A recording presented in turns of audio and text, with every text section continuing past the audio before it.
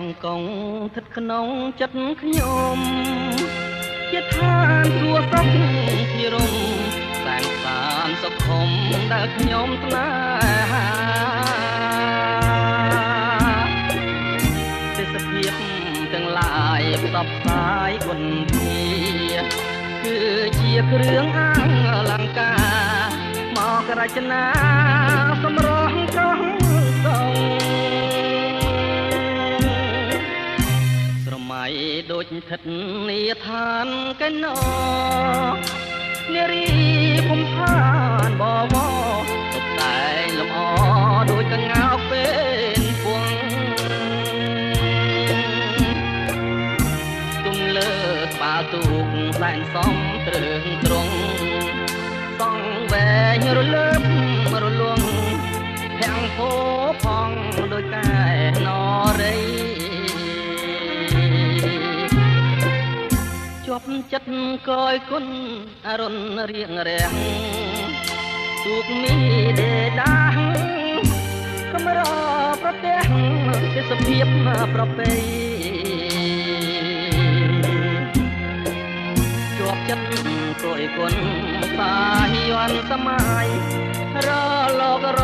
លេងចាំងរស្មីដូចពេញឆ្នៃរញ្ចនានារីស្លៀងពាក់ឆ្លងពណ៌គ្រប់យ៉ាង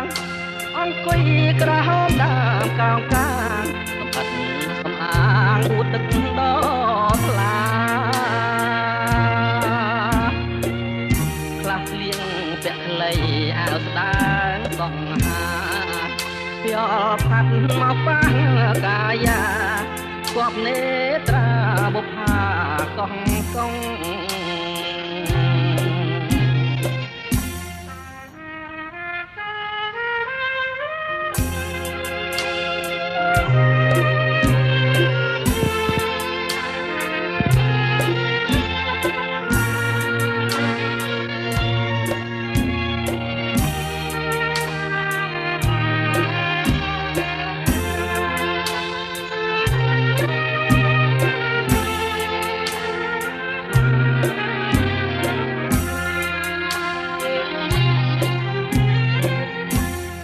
ចិត្តកយគុណអរុនរៀងរាំងទូកមីដេដាស់កំរប្រទេសទេសភាពប្រពៃជាប់ចិត្តកយគុណសាយ័នសម័យរលករលេងចាំងរស្មីដូចពេជ្រឆ្នៃរញ្ចនា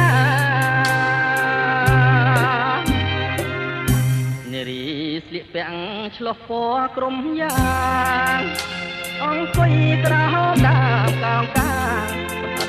សំអាងអួតទឹកដល់ថ្លាខ្លះស្លៀងពាក់ខ្លីអាវស្ដើងសង្ហាខ្យល់ផាត់មកប៉ះកាយាគប់នេត្រា